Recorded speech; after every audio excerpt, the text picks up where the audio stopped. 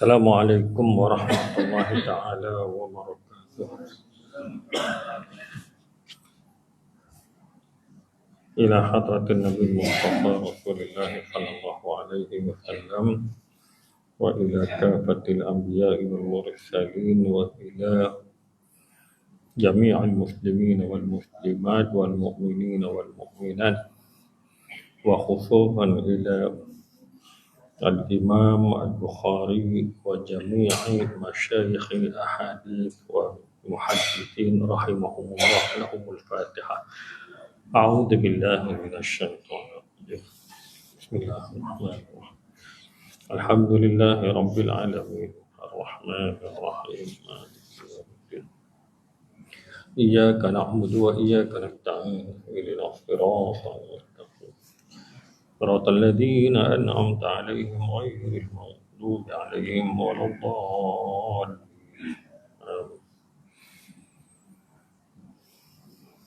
أعوذ بالله من الشيطان الرجيم. بسم الله الرحمن الرحيم.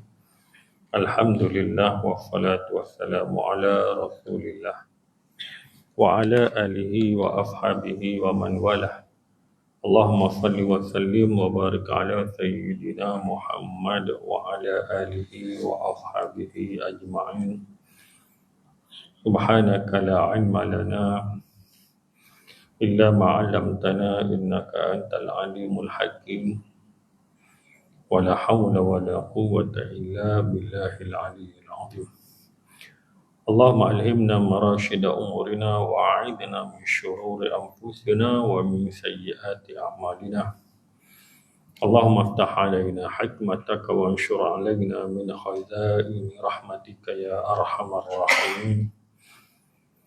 قال رب اشرح لي صدري ويسر لي أمري واحلل عقدة من لساني يفقه قولي. أما بعد. Para jamaah muslimin dan muslimat, mukminin dan mukminat yang dikasihi lagi dirahmati Allah Subhanahu wa taala. Alhamdulillah, kita bersyukur kepada Allah di atas kesempatan dan peluang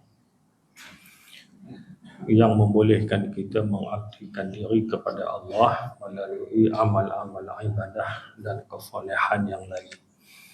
Begitu juga berkesempatan berada di dalam majlis ilmu dan zikir yang mempunyai kelebihan dan keistimewaan tertentu. Mudah-mudahan keberadaan kita di sini dan kehidupan kita, Allah Ta'ala berikan rahmatnya, keberkatan, hidayah dan taufiknya. Begitu juga mudah-mudahan amalan-amalan kita yang kita lakukan, terutamanya sepanjang Ramadan yang lalu, Allah Ta'ala terima, Allah Ta'ala redha. Tuan-tuan muslimin yang dirahmati Allah Subhanahu wa taala, insya-Allah pada malam ini kita nak sambung pada muka surat 121.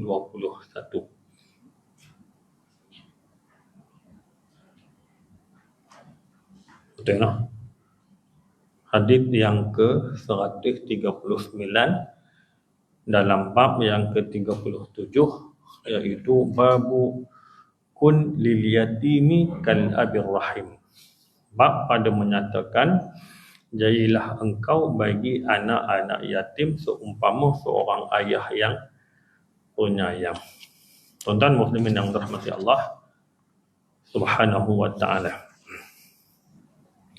Hadisnya ialah hadis mauquf yang ke-38. Haddatsana Musa qala haddatsana Hamzatu ibnu Najih Abu Umarah qala sami'tu al-Hasana yaqulu laqad ahidtu al-muslimina wa inna ar-rajula minhum la yusbihu fayaqul ya ahliyah yatimukum ya ahliyah miskinakum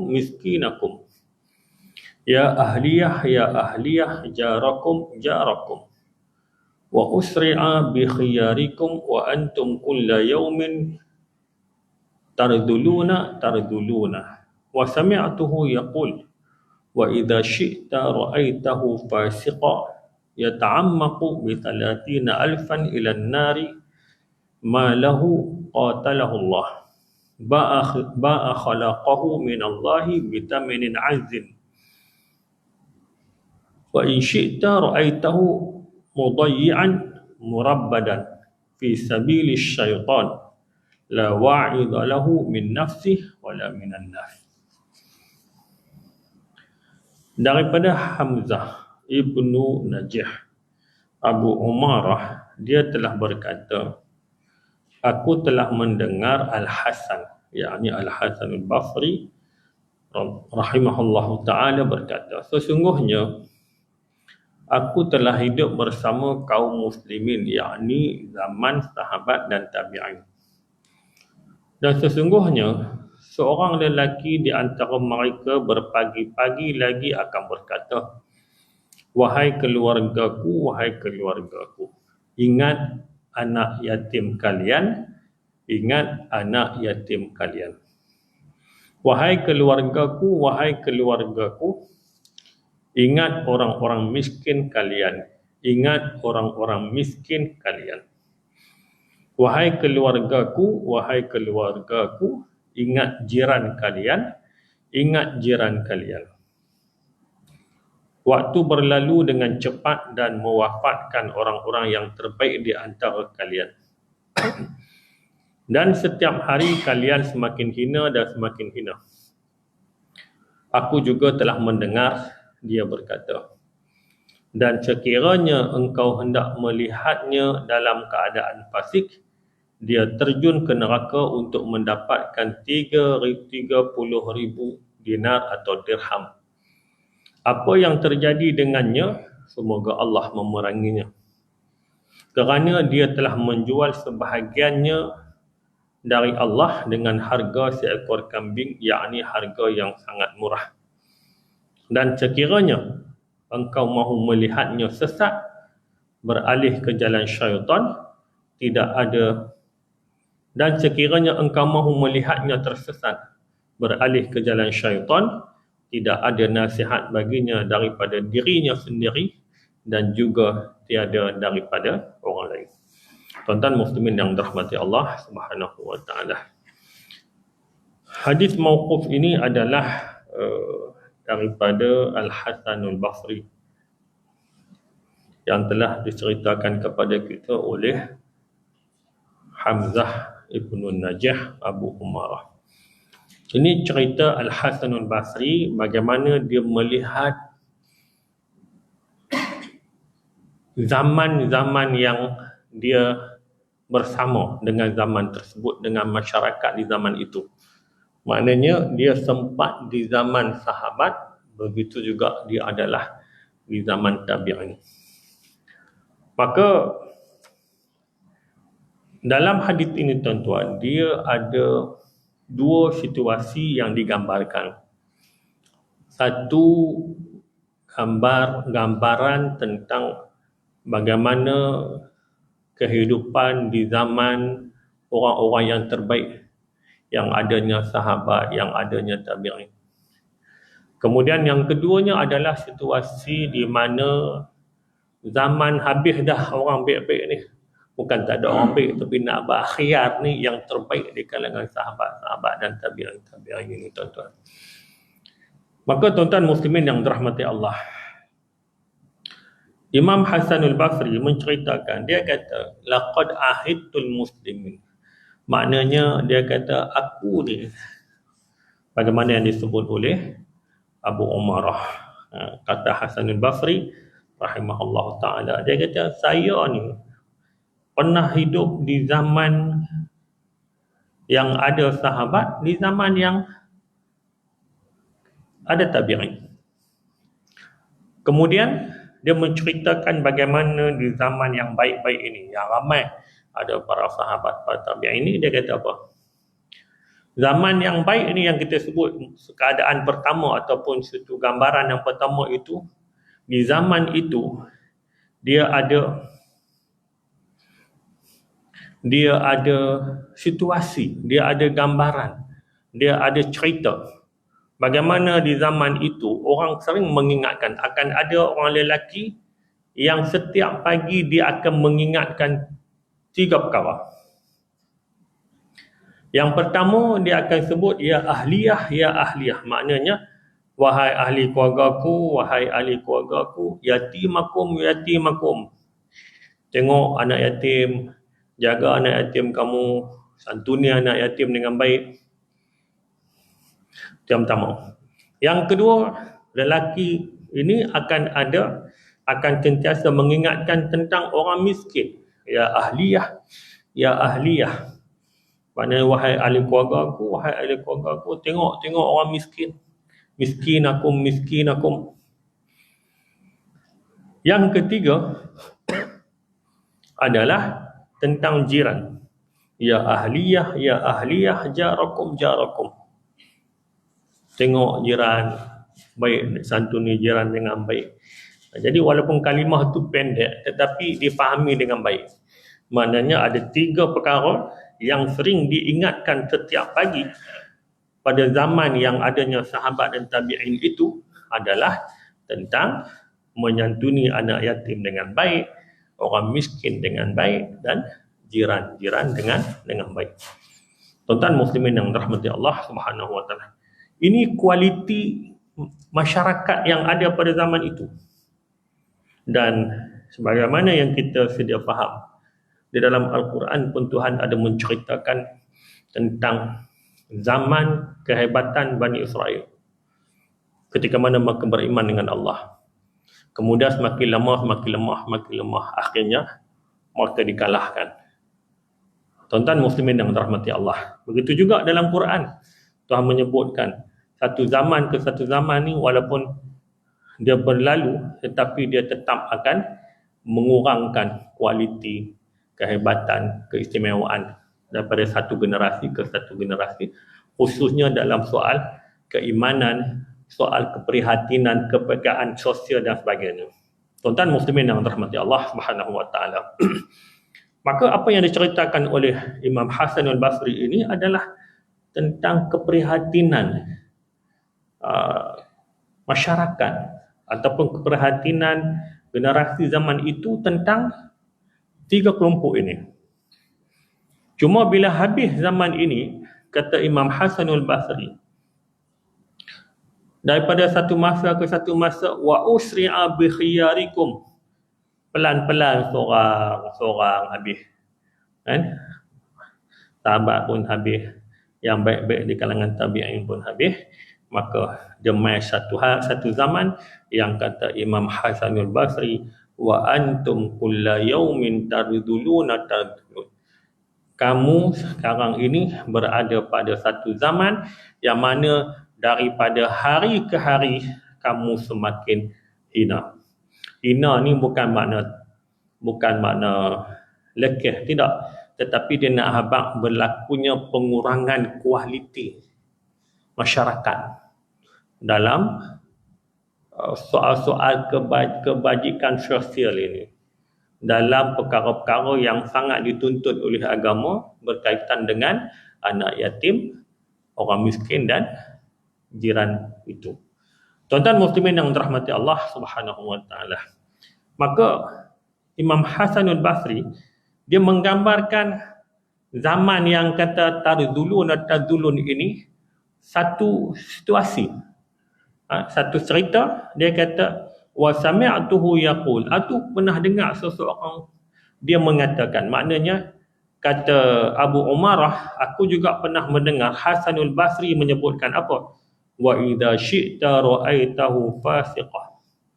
Kalau kamu nak tengok seseorang itu adalah yang fasik. Fasik ini seorang yang mudah melakukan dosa-dosa kecil ataupun yang bermudah-mudah dengan dosa.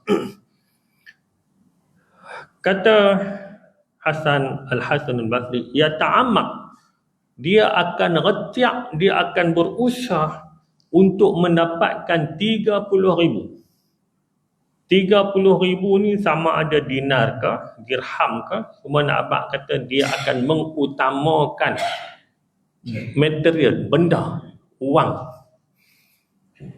sehingga dia sanggup terjun ke dalam api neraka. Makna hanya Allah Subhanahu wa taala sahaja yang boleh mengurus keadaan seperti ini. Tuan-tuan muslimin yang dirahmati Allah Subhanahu wa ta'ala.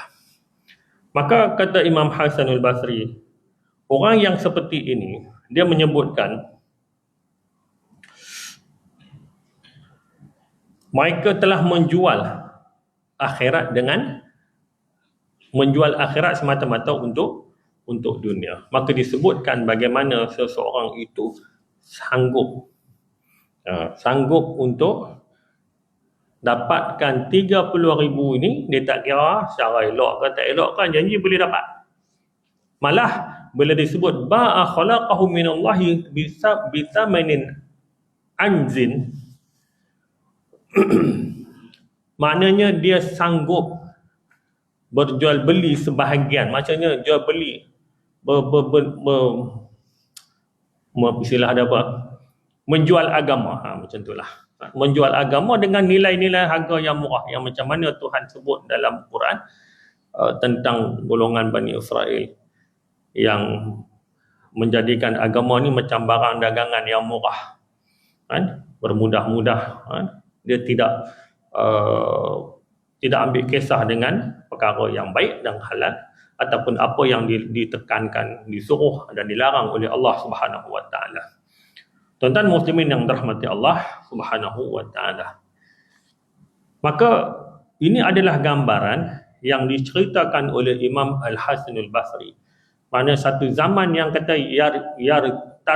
tardulun itu adalah orang sangat mengutamakan benda. Dia dah lupa dah soal kebajikan sosial ini, soal kebajikan masyarakat ni. Maka gambaran yang jelas di zaman yang baik tadi ni tuan-tuan, yang ramainya sahabat dan tabi'in ni, pagi-pagi ada orang untuk pangat tu. Maknanya orang sangat prihatin, peka dengan 3 kumpulan ini. Mai zaman yang di belakang ini habis. Sebab keutamaan dia bukan lagi nak buat baik pada masyarakat, bukan nak jaga kebajikan dah, dia kira hak diri sendiri. Silap bulan dengan hak depa-depa ni kena makan. Tuan-tuan muslimin yang dirahmati Allah Subhanahu wa ta'ala. Sehinggalah sampai ke satu saat, kata Imam Hasanul Basri, wa in syi'ta ra'aitahu mudayyan murabbada fi sabilis syaitan. Dia dah hanyut, dia dah terikut dengan cara hidup, cara syaitan itu. Sehinggalah tak ada siapa boleh selamat dia, melainkan hanya dirinya sendiri yang dia nak kena sedar. Begitu juga, kan? Nak harap orang bagi nasihat tak makan sama dah, habis. Maknanya hanya dia sahaja berserah pada dia, tuan-tuan. Kalau dia sedar, dia kembali ke pangkat jalan. Kalau dia tak sedar, pakai hanyutlah di jalan sabilis syaitan ini. Tuan-tuan muslimin yang dirahmati Allah Subhanahu wa ta'ala. Maka dalam hadis ini, apa yang kita boleh lihat, tuan-tuan, bagaimana kita sebut tadi bahawa kualiti satu generasi ke satu generasi dalam soal keimanan, dalam soal ibadah, dalam soal kebajikan, dia bukan semakin menguat, dia semakin mengurang. Dia semakin mengurang. Kita tengok ni pun kita sedar, tuan-tuan. Kita sedar benda ni. Sebab ini benda yang Tuhan sebut dalam Quran je lah. Quwwatan ba'da quwwah. Apa ayat dia? Quwwatan ba'da quwwatin dha'f. Selepas satu kekuatan, dia menurun kepada satu kelemahan. Tuan-tuan muslimin yang dirahmati Allah Subhanahu wa ta'ala. Maka kualiti inilah yang menjadikan kepada kita untuk kita bermuhasabah. Setidak-tidaknya, tuan-tuan, kita tak boleh jadi macam, kita tidak boleh nak karau balik di zaman yang cemerlang ni, zaman yang baik ni. Nak patah balik tak dapat. Tapi setidak-tidaknya dengan apa yang disebutkan oleh Imam Al-Hasanul Basri ini, menjadikan satu titik untuk kita bermuhasabah, supaya kita jangan lupa dalam kita nak mencari kehidupan dunia, dalam kita nak mencari pendapatan kita, dalam kita nak memenuhi apa saja keperluan kita, ada 3 kelompok yang kita kena pastikan kebajikan mereka, iaitu anak yatim yang bersabit dengan tajuk ini, yang kedua adalah orang miskin, dan yang ketiganya adalah jiran. Ini semua kita dah lalu tuan-tuan. Muslimin yang dirahmati Allah Subhanahu wa taala. Kemudian dalam hadis ini juga apa yang kita boleh dapat ini tuan-tuan. Maknanya bila kita berada, seseorang itu dia boleh terjerumus kepada sesuatu yang tidak baik, keadaan yang tidak baik, sehingga dia hanyut dengan dosa dan noda. Dia bermudah dalam soal agama, dia bermudah dalam soal dosa. Maka bila berlaku sedemikian, membuatkan dia terus hanyut, dan sampai ke satu tahap kalau dia tak patah balik, hanya dia seorang je tuan-tuan, tak ada siapa nak boleh tolong pangat. Kalau tolong pangat kena marah. Ada lagu tu tuan-tuan kan? Kita nak tegur pun kita tak tahu nak tegur lagu mana pun tak tahu. Sekali dah buka mulut lagi bom kena. Ini benda-benda yang disebut berkaitan dengan zaman-zaman kita lah tuan-tuan. Muslimin yang dirahmati Allah Subhanahu wa taala. Sekalipun kita tak boleh patah zaman tu, setidak-tidaknya kita faham. Kita faham zaman kita ni bukanlah zaman yang sehebat zaman yang lepas-lepas, tetapi setidak-tidaknya kita tahu apa tugas yang kita nak kena buat dalam soal kebajikan masyarakat. Tuan-tuan muslimin yang dirahmati Allah Subhanahu wa taala. Bila sebut situasi zaman ni tuan-tuan, kita juga ada satu perkara yang menarik yang saya nak kongsikan. Zaman kita ni zaman gadget ni. Dia ada satu kajian. Dia baru je dapat tuan-tuan sebenarnya, baru habis kursus sebenarnya, tapi menarik juga nak kongsi lah malam ni. Bagaimana generasi itu dia akan menyusut dia punya kualiti. Cabaran anak-anak kita, termasuk kita juga tuan-tuan. Kita ada isu yang pernah dibuat kajian oleh Harvard. Dia panggil istilahnya otak mereput atau mengecut. Dia panggil brain rot. Brain rot ni tuan-tuan boleh buka dalam jin-jin yang ada kan, AI, Gemini ke, Cloud ke apa ke, boleh cari. Tulis aja brain rot, ROT, dia akan keluar segala kajian dan cerita. Brain rot ni tuan-tuan, menaknya ni masalah sekarang. Punjara ni dia membuatkan otak kita mengecut. Mengecut ni tuan-tuan, akhirnya dia menatijahkan kesan-kesan yang tak baik pada tingkah laku, pada cara berfikir, pada cara bertindak. Maka antara yang memberi kesan yang paling ketara adalah anak-anak kita. Anak-anak kita. Lah ni mudah kita dulu, tak tahulah saya pernah lah mengenal suasana tu kan. Nak mudah bagi anak pegang handphone, selesai salah. Dia pegang handphone tu saya. Kan, dia tak kata apa, dia tak ganggu kita, dia buat kerja ada orang. Tapi tuan-tuan, kesan dia apa? Ni, otak. Sebab kanak-kanak ni dia nak membesar, otak dia kena membesar, bukanlah besar, itu tak maksudnya. Dia ada proses pertumbuhan dia, tumbuh-saran dia. Tapi kalau dalam fasa proses tumbuh-saran dia tuan-tuan, melihat benda-benda ni, dia suka tengok video-video pendek, apa macam-macam lah semua dalam ni, serta mudah hak kita sekarang ni. Kita pun kan suka dengar banyak-banyak lah tuan, TikTok ke apa, main lalu tengok. Akhirnya, kanak-kanak ni dia akan terkesan dengan isu brain rot, otak mengecut. Maka apa kesan pada tindakan? Dia mudah tantrum, mudah budak tarik handphonenya tuan-tuan, bergulin. Situ kita, anak kita. Dan dia ada satu lagi kesan, dia hilang empati. Dia hilang empati. Dia nak simpati tu dah kurang. Empati pun lagi tak ada. Dia tak kisah kawan dia nak jadi apa, dia nak rasa tolong kawan pun tak ada, dia fikir itu masalah pandai-pandai. Dia jadi macam tu. Jadi kalau kita melihat kalau di sekolah kami ni, benda-benda ni kita boleh dengar taklimat ni, kita boleh melihat, ini kesan-kesannya. Dan memanglah zaman sekarang anak-anak ini. Tuan-tuan muslimin yang dirahmati Allah Subhanahu wa taala. Dan apa yang menariknya tuan-tuan, bila otak kita mengecut ini tuan-tuan, masalah brain rot ini, dia akhirnya dia ganggu sistem otak kita ni. Dia mengecut. Ada istilah dia dah lupa dah. Kan? Jadi ada bahagian-bahagian yang penting dalam otak kita ni dia mengecut di situ. Tetapi tuan-tuan muslimin yang dirahmati Allah, apa penyelesaian yang terbaik? Ini yang mahal ni tuan-tuan. Penyelesaian terbaik adalah melalui zikir-zikir dan salawat. Itu sahaja yang boleh buat. Di antara zikir-zikir yang boleh adalah zikir yang berulang-ulang. Contohnya 33, 33, 33. Subhanallah, Alhamdulillah, Allahu Akbar. Itu yang kita nak kena ulang lalu. Kemudian selawat tafrijiyah. Kemudian selawat lain lah tuan-tuan. Jadi, bila didatangkan masalah ini, kemudian didatangkan juga adalah penyelesaiannya adalah zikir dan salawat. Inilah jalan yang ada tuan-tuan muslimin yang dirahmati Allah Subhanahu Wa Taala. Kita pun jangankan budak-budak, kita ni tak apalah otak kita tak nak kembang dah macam budak-budak ni. Tapi kita ni otak kita ni dia ketua. Kan? Benarnya otak ni dia boleh bercambah saja dia punya nuran dia tu. Tapi kalau kita pun duk rajin melayan ni pun sama, dia akan jadi bererot. Tuan-tuan muslimin yang dirahmati Allah, penyelesaian adalah sama.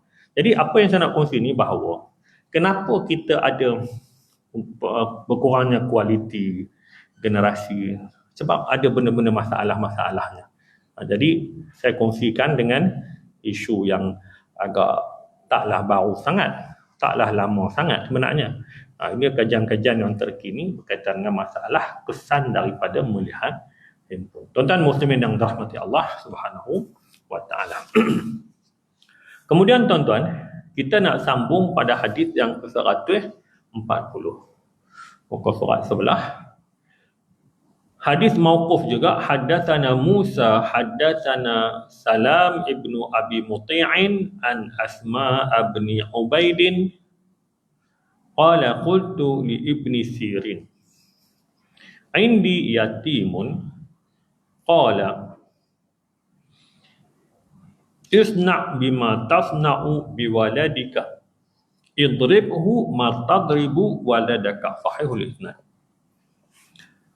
Daripada Asma ibnu Ubaid. Ini bukan binti ni, ibnu. Asma ibnu Ubaid. Dia telah berkata, aku telah berkata kepada Ibnu Sirin. Ibnu Sirin ni antara tokoh tabi'in. Aku mempunyai seorang anak yatim. Lalu Ibnu Sirin berkata kepadanya, berbuat baiklah kepadanya seperti apa yang engkau perbuat kepada anakmu. Dan pukullah ia seperti engkau pukul akan anakmu. Tuan-tuan muslimin yang dirahmati Allah Subhanahu Wa Taala. Ini pesan Ibnu Sirin kepada Asma bin Ubaid. Dia cerita, dia kata dia ada seorang anak yatim, sama ada anak dia sendiri ke ataupun anak orang lain ke. Maka dia sebut, bila dia kata dia ada seorang anak yatim, maka Ibnu Sirin pesan kat dia, bila ada anak yatim ni dia ada dua kita ada 5 sebenarnya. Kalau kita belah anak yatim ni ada 5. Ada 5 dia apa? Kalau kita bertegas, orang akan melihat kita keras, tak kesian ke anak yatim. Kalau kita berlembut, orang kata kita tak jaga dengan baik, semua nak dimanjakan. Ada 5 juga tu tuan-tuan. Muslimin yang dirahmati Allah Subhanahu Wa Taala. Maka Ibnu Sirin ni bagi mudah je. Dia kata anak yatim ni kamu layan dia macam anak sendiri. Itu yang kita baca tajuk kalab, seperti bapa. Maknanya macam mana kita menyantuni anak kita, mendidik anak kita, macam itulah kita buat kepada anak yatim yang ada dengan kita. Mau kalau nak kena ambil tindakan, sama juga anak kita kena, anak yatim pun kena macam tu. Dia tak ada istilah nak kena dimanjakan sehingga nak buat tindakan apa-apa pun tak berani. Takut orang kata buat nanya anak yatim. Jadi tuan-tuan muslimin yang dirahmati Allah Subhanahu Wa Taala, pesan Ibnu Sirin ni mudah aja tuan-tuan. Dia nak abang kata, kita bela-bela anak yatim ni dalam soal mendidik, dalam soal memenuhi keperluan, sama macam kita buat kepada anak-anak kita. Bukan bermakna anak yatim ni nak macam anak yatim kesian, kena manja lebih. Tak juga tuan-tuan. Manja lebih ni masalah. Akhirnya jadilah anak Ustaz Ali. Kan? Jadi kalau nak keras pun tak boleh. Bukan tegas lain. Keras tak boleh. Sebab yalah, mana boleh kasar dengan kanak-kanak. Dia kena ada lemah lembutnya macam kita dengan anak-anak kita. Tuan-tuan muslimin yang dirahmati Allah Subhanahu wa taala.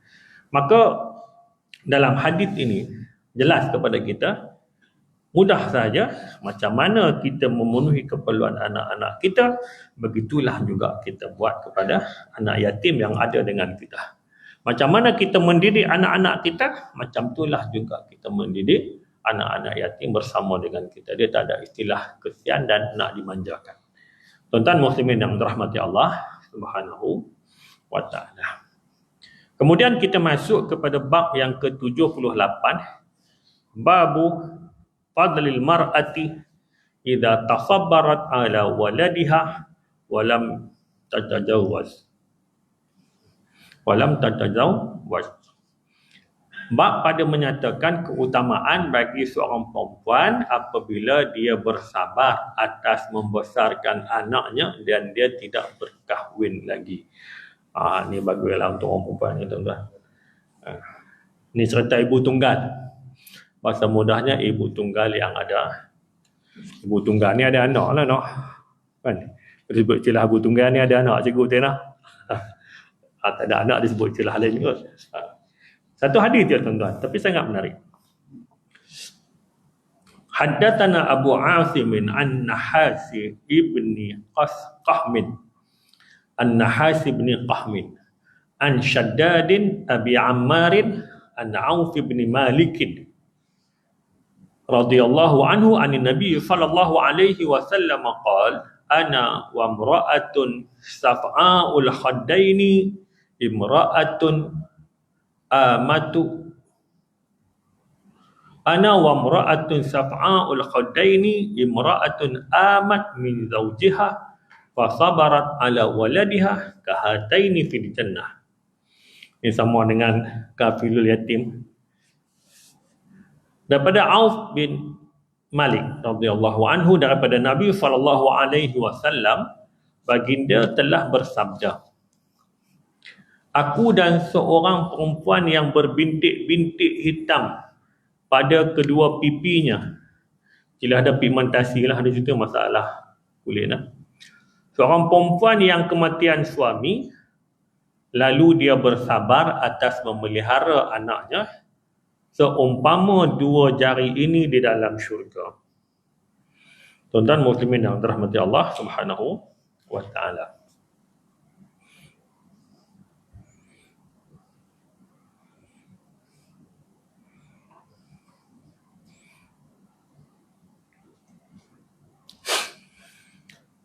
Dalam hadis ini Nabi menyebutkan tentang perhatian Nabi kepada ibu-ibu tunggal yang gigih, mencukupkan keperluan anak-anak, mendidik anak-anak dengan baik. Begitu juga dalam memastikan kehidupan anak-anak ini terurus, terpelihara, cukup keperluannya, sehingga kan dia terpaksa mengorbankan dirinya. Tuan-tuan muslimin yang dirahmati Allah. Maka dalam hadis ini Nabi meringkasnya hadis ini macam ni. Kalau kita nak pendekkan, saya dengan ibu tunggal yang telah mengorbankan dirinya untuk membesarkan anak-anak, memenuhi keperluan mereka, pendidikan dan sebagainya, kahatain fil jannah. Bersebut kahatain ni selalunya dia macam kafilul yatim. Maknanya dua jari ni. Maknanya rapat lah. Maknanya rapat. Maksudnya hampir macam dengan kafilul yatim. Tuan-tuan muslimin yang dirahmati Allah Subhanahu wa taala. Cuma bila kita nak faham dalam hadis ini tuan-tuan, matan dia ada beberapa perkataan yang menarik untuk kita kongsikan. Nabi menggambarkan ibu tunggal ni ibu tunggal yang gigih. Yalah, dia lain tu kalau ada ayah, ada pak, kan. Tapi kalau tak ada ayah dan pak ni, maka tinggallah ibu. Itu nama tunggal, nak kena memenuhi keperluan anak dan sebagainya. Maka disebutkan safa'ul khaddain. Safa'ul khaddain ni maknanya satu istilah yang Nabi sebut, dia punya bagi tumpuan untuk pastikan anak-anaknya cukup keperluan pendidikan dan lain-lain ni tuan-tuan, sehingga kan dia mengorbankan diri dia. Mengorban ni maksudnya kalau bahasa kita ni safa'ul khaddain ni tak ada nak beli alat makeup tak ada nak buh bedak, nak lawa-lawa, tak ada dah. Tu maksudnya. Maknanya dia tak, maknanya orang perempuan ni dia tang rupa ni, muka ni kan, kita kalau nak keluar ni tak apa dah kan, bulu berseragah pun tak ada masalah. Orang perempuan tak, dia kena buh bedak juga sikit-sikit bagi ada kan. Jadi bila sebut safa'ul khaddain ni, hak tu pun tak ada lah, maknanya habis. Macamnya muka ni ada tempat tumpuan orang perempuan. Jadi kalau sampai safa'ul khaddain sehingga dia membiarkan muka-mukanya nampak berbintik-bintik, jadi hitam-hitam, itu Nabi nak abang kata kegigihan yang membuatkan dia lupa dah, dia tak kisah dah tentang diri dia. Tuan-tuan muslimin yang dirahmati Allah Subhanahu wa taala. Dan dia telah kematian suami. Ini yang kedua. Tadi disebut safa'ul khaddain. Yang kedua, yang kematian suami. Sebab apa kematian suami ni? Maknanya dia tak ada dah dia punya sumber pendapatan untuk menafkah anak-anak. Tak ada. Walaupun dalam fiqh dia ada istilah nafaqatul aqarib. Nafkah kepada ahli keluarga.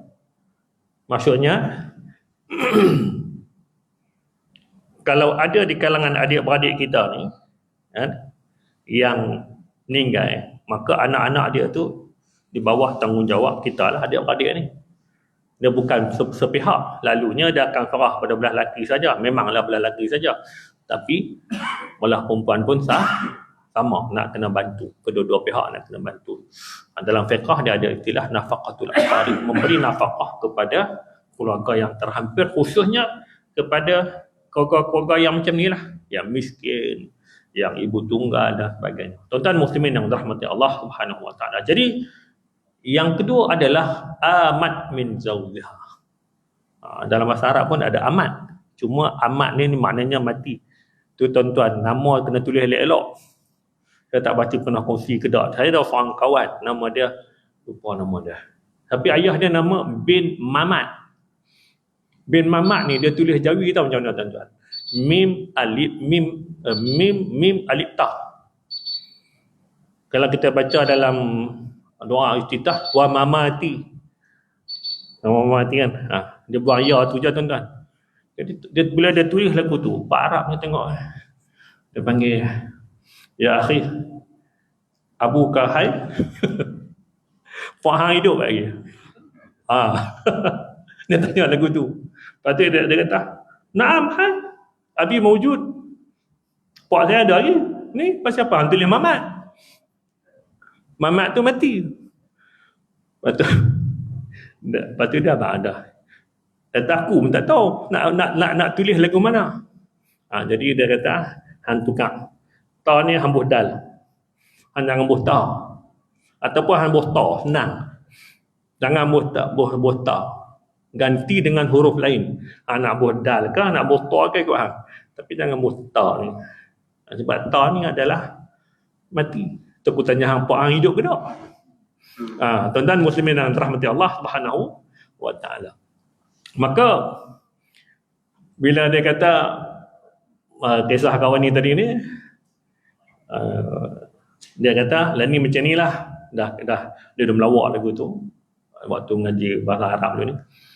Dia kata ni aku tukar nama. Aku tahu Mamat ni benarnya ambil daripada Ahmad ataupun Muhammad. Semua dia kata orang Melayu, orang Asia ni nama ni buat ikut dan kadang-kadang mat. Kadang-kadang mat tu dia aja mim dal. Mat pun sama, ada tulis mim dal. Mim dal tu tak apalah, panjang kita ngaji tajwid. Kalau mat dia tulis mim alif ta, lagi clear, mati juga tuan-tuan. Jadi Tok Syarah kata hang tulislah Ahmad ke Muhammad ke, dalam kurungan tu hantarlah nama pak hang yang betul. Tuan-tuan muslimin yang dirahmati Allah Subhanahu wa taala. Yang ketiga dia sebut apa dalam hadis? Fasabarat ala waladiha. Dia bersabar. Bersabar mengasuh, mendidik anak-anak. Ni cukup 3 syarat ni tuan-tuan. Kahataini fil jannah. Ni lah orang kata apa? Setengah-setengah orang perempuan yang bila meninggal suami ni dia tak mau menikah, dia nak tumpu pada anak-anak.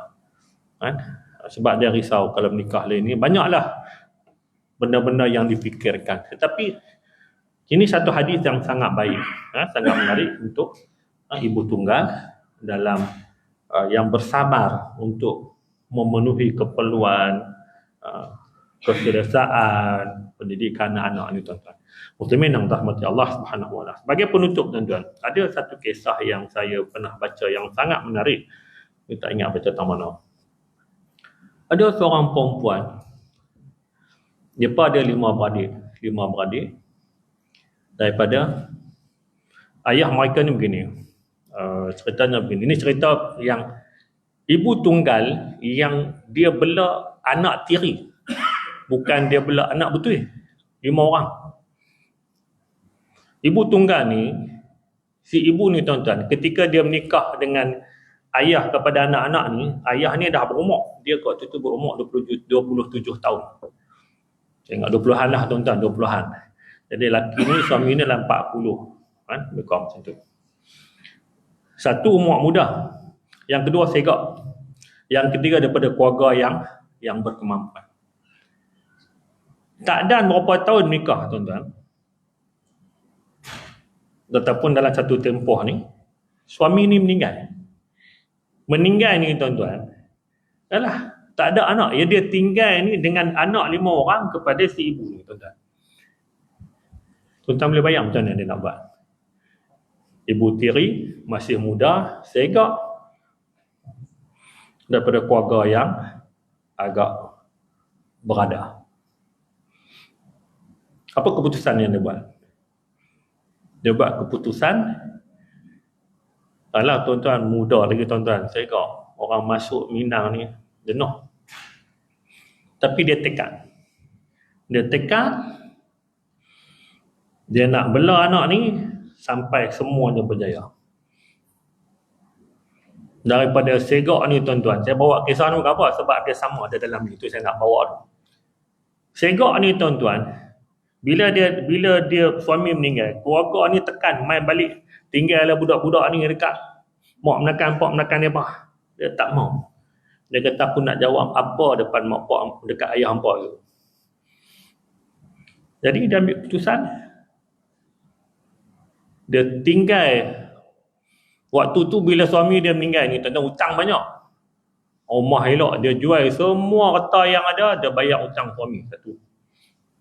Yang kedua, dia bawa budak-budak 5 orang ni masih kecil, pergi duduk dengan mak menakan mereka di satu rumah yang agak teruk lah tuan-tuan, tak senang. Payah tu tuan-tuan, ibu muda. Bekerja di hospital sebagai cleaner. Dan akhirnya dia tak sedang ada hadiri dah ni. Syafa'ul khaddai. Hak segak tadi ni dah hilang tuan-tuan. Sehingga kan ada kecacatan pada kaki dia. Dan akhirnya tuan-tuan, dia bersabar ni sampai ke suatu tahap, anak tiri ni tengok jadi heran, ni mak tiri ke mak betul? Muslimin yang dirahmati Allah Subhanahu wa taala. Dan sampai satu ketika anak sulung dia tengok mak tiri ni teruk sangat ni. Daripada badan berisi segak sampai kurus kering tuan-tuan, dengan tu ada kata safa'ul khaddai ni tuan-tuan, habis sampai cacat pada bahagian kaki.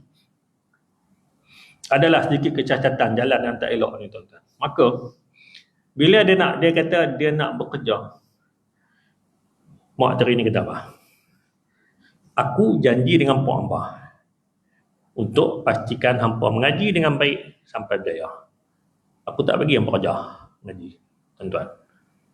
Masya Allah, tabarakallah. Akhirnya 5 anak ni, tuan-tuan, salah seorangnya jadi doktor di tempat mak ni kerja.